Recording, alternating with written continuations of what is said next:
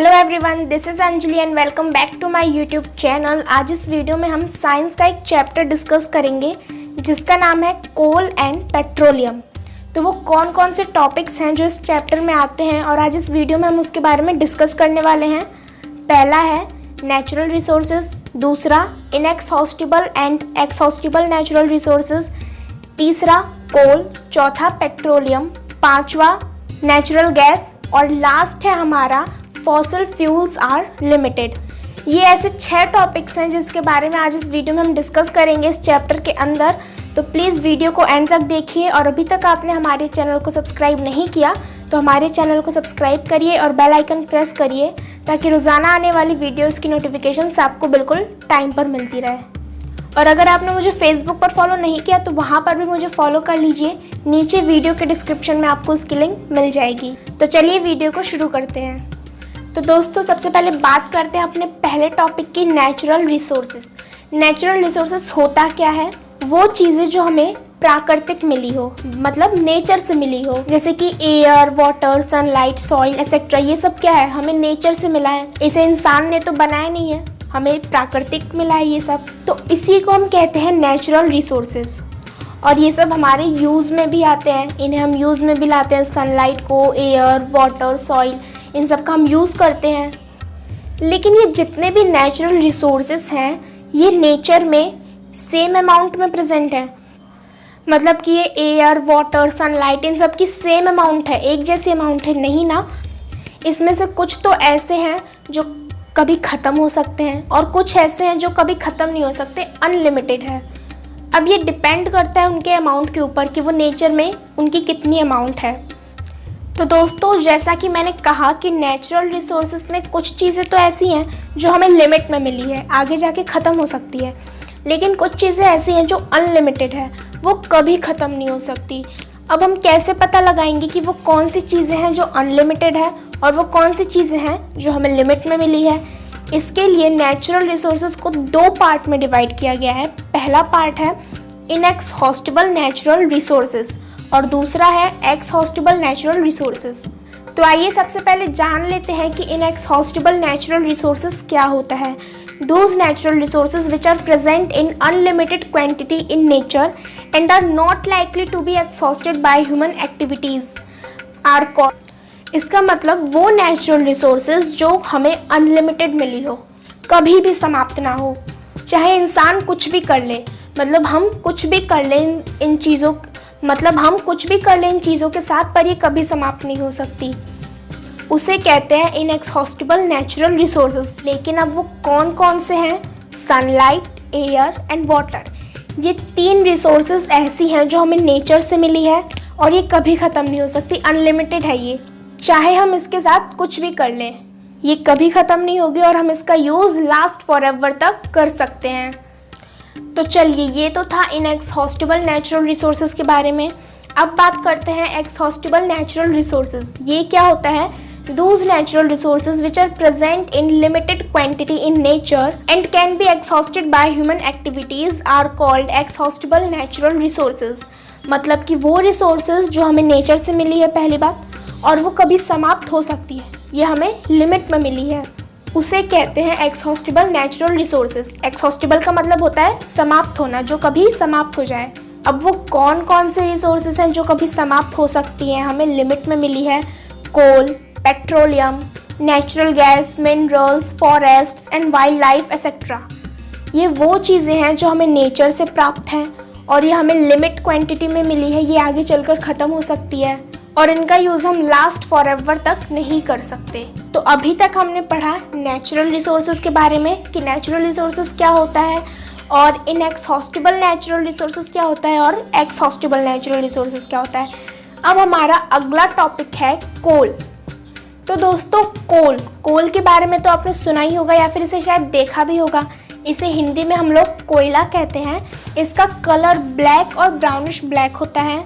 ये बहुत हार्ड होता है और एक कंबस्टिबल सब्सटेंस होता है। कंबस्टिबल सब्सटेंस मतलब शीघ्र जलने वाला पदार्थ। ये बहुत जल्दी जल जाता है। रासायनिक रूप से नाइट्रोजन और सल्फर की थोड़ी मात्रा के साथ मिलकर ये कार्बन, हाइड्रोजन और ऑक्सीजन का मिश्रण होता है। अच्छा, कोयले का हम यूज़ भी बहुत तरीक़ों से करते हैं। हम उसका यूज़ खाना पकाने के लिए भी करते हैं और थर्मल पावर प्लांट में बिजली पैदा करने के लिए भी कोयले का यूज़ होता है। और कोल का यूज़ हम स्टीम इंजन को पावर देने के लिए भी करते हैं। तो चलिए, ये तो था कोल के बारे में और उसके यूजेस क्या क्या हैं। अब हम बात करेंगे कि कोल बना कैसे, कोयला बना कैसे। अबाउट 300 मिलियंस एगो, मतलब बहुत सदियों पहले हमारे अर्थ पे चारों तरफ सिर्फ पेड़ पौधे हुआ करते थे। मतलब अब जो ये रोड्स वगैरह बन गई हैं, पहले ये सब नहीं था ना। पहले पूरा ये अर्थ जंगल था, पूरा बहुत सारे प्लांट्स थे, पेड़ थे। तो लेकिन जब ये पेड़ पौधे मर जाते थे तो ये ज़मीन पे गिर जाते थे और उसके बाद क्या हुआ, बहुत सारी एक्टिविटीज़ हुई। इन पेड़ पौधे के ऊपर सॉइल जम गई और ये ज़मीन पे धंसते गए, हीट का प्रेशर पड़ा, फिर और मरे हुए पेड़ पौधे इनके ऊपर गिरने लगे, ये और नीचे धंसते गए। मतलब ये एक्टिविटी चलती रही और फिर ये सब प्लांट्स, ये सब ट्रीज़, ये सब एक कोयले में बदल गए। तो जो डेड ट्रीज़ और प्लांट्स कोयले में चेंज हो जाते हैं उसे हम कहते हैं कार्बोनाइजेशन। अब कोल के भी कुछ पार्ट्स होते हैं। इसके टोटल 4 मेन पार्ट्स होते हैं। ये डिपेंड करते हैं कि इनमें कार्बन की अमाउंट कितनी है। मतलब कि हम देखते हैं टाइप्स ऑफ कोल कौन कौन से होते हैं। पहला है एंथ्रासाइट, इसमें 90% कार्बन है और इसका कलर शाइनी ब्लैक होता है। मतलब ब्लैक कलर होता है और हल्का सा शाइनिंग में होता है और ये बहुत हार्ड होता है, इट्स वेरी हार्ड। और दूसरा पार्ट है हमारा बिटुमिनियस, इसमें 60% कार्बन होता है और इसका कलर ब्लैक होता है और इट्स ब्रेक्स वेरी इजीली, ये बहुत जल्दी टूट जाता है। और तीसरा है हमारा लिग्नाइट, इसमें 40% कार्बन है, ये ब्राउन कलर का होता है और ये हल्का सा सॉफ्ट होता है। फोर्थ है हमारा पीट, इसमें 20% कार्बन है और इसका भी कलर ब्राउन होता है लेकिन ये बहुत ज़्यादा सॉफ्ट होता है, इट्स वेरी सॉफ्ट। तो ये तो थे कोल और उनके टाइप्स। अच्छा, ये तो थे कोल के टाइप्स, लेकिन जब हम कोल को जलाते हैं तो उसमें से कार्बन डाइऑक्साइड निकलता है। जाहिर सी बात है, अगर कोल कार्बन डाइऑक्साइड से मिलकर बना है तो जब हम उसे जलाएंगे तो उसमें से कार्बन डाइऑक्साइड निकलेगा ही।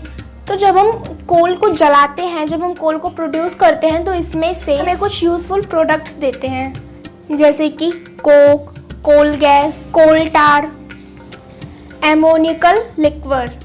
ये वो प्रोडक्ट्स हैं जब हम कोल को जलाते हैं तो कोल हमें ये प्रोडक्ट्स देते हैं इंडस्ट्रीज़ में। ओके, चलिए अब हम बात करेंगे अपने फोर्थ टॉपिक के बारे में, इट्स पेट्रोलियम। पेट्रोलियम 2 वर्ड से मिलकर बना है। पेट्रो का मतलब होता है रॉ और ओलियम का मतलब होता है oil. Petroleum is a naturally occurring liquid, ये एक तरल पदार्थ होता है। ये बहुत सारे लिक्विड्स का मिक्सचर है, लाइक हाइड्रोकार्बन्स। वो केमिकल जो सिर्फ कार्बन और हाइड्रोजन से मिलकर बना उसे कहते हैं हाइड्रोकार्बन। ओके, पेट्रोलियम को एक बहुत ही इम्पॉर्टेंट फॉसिल फ्यूल भी माना गया है। अब फॉसिल फ्यूल्स क्या होता है? फॉसिल फ्यूल्स उसे कहते हैं जब सदियों पहले जो समुद्र में एनिमल्स और प्लांट्स रहते थे वो जब मर जाते हैं तो जो बचा खुचा बचता है उनकी बॉडी से, उसे हम कहते हैं फॉसिल फ्यूल्स। जैसा कि सदियों पहले जब पेड़ पौधे मर जाते हैं तो जब वो कोल में कन्वर्ट हो जाते हैं तो other important fossil fuels, natural gas and petroleum है, वो समुद्र में बनते हैं। कैसे, चलिए देखते हैं। दोस्तों, जो समुद्र में जानवर और जो प्लांट्स हैं जब वो मर जाते हैं तो उनकी बॉडीज जो होती है वो समुद्र में बिल्कुल नीचे जाके गिर जाती है। फिर बहुत सारी एक्टिविटीज होती हैं, उनके ऊपर सैंड की लेयर्स बनने लगती हैं, बहुत सारी परतें जमने लगती हैं, वो नीचे धंसते जाते हैं और फिर बाद में वो जो लेयर्स, वो जो परत जम जाती है वो बहुत थिक हो जाती है। उसके बाद जो उनके बॉडी का जो रिमेनिंग बचता है वो और नीचे धंसता जाता है और फिर उनके ऊपर हीट और प्रेशर पड़ता है तो वो जो मरे हुए एनिमल्स और प्लांट्स होते हैं वो पेट्रोलियम और नेचुरल गैस में कन्वर्ट हो जाते हैं। अब रिफाइनिंग ऑफ पेट्रोलियम, ये क्या होता है? पेट्रोलियम ब्लैक कलर में होता है और बहुत स्मेली लिक्विड होता है। It contains very useful substances like petrol, gas, diesel, oil, paraffin wax, fuel oil, lubricating oil etcetera.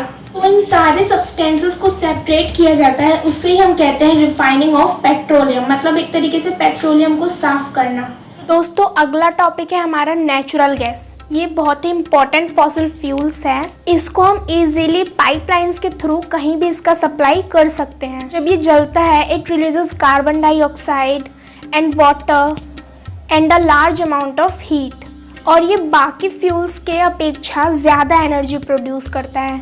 इसे बहुत हाई प्रेशर में स्टोर किया जाता है, इसीलिए इसे हम CNG कॉम्प्रेस्ड नेचुरल गैस भी कहते हैं। It is used in heating, cooking, power generating, motor vehicle, और भी इसका यूज़ हम कई तरीक़ों से करते हैं। ओके, लास्ट टॉपिक है फॉसिल फ्यूल्स आर लिमिटेड। जैसे कि हमने चैप्टर की स्टार्टिंग में पढ़ा कि कुछ मटेरियल्स क्या होते हैं, एक्सॉस्टेड होते हैं, मतलब कभी भी समाप्त हो सकते हैं। उसमें से एक फॉसिल फ्यूल्स भी है, ये आगे चल के समाप्त हो सकता है। और आज की डेट में हम लोग 90% फॉसिल फ्यूल्स का यूज़ करते हैं एनर्जी के लिए। पेट्रोलियम, नेचुरल गैस, ये भी आगे चल के समाप्त हो जाएंगे। इसीलिए हमें फॉसिल फ्यूल्स का अच्छे से यूज़ करना चाहिए। हम फॉसिल फ्यूल्स के संरक्षण में अपना कंट्रीब्यूशन भी दे सकते हैं। कैसे? हमें गाड़ी से मार्केट ना जाते हुए पैदल जाना चाहिए। फॉसिल फ्यूल्स की खपत को कम करने के लिए कारपूल एक अच्छा माध्यम है। Switching off the engine at traffic light, traffic light में इंजन को बंद करना, ये सब वो तरीके हैं जिससे हम फॉसिल फ्यूल्स की कंजर्वेशन में अपना कंट्रीब्यूशन दे सकते हैं।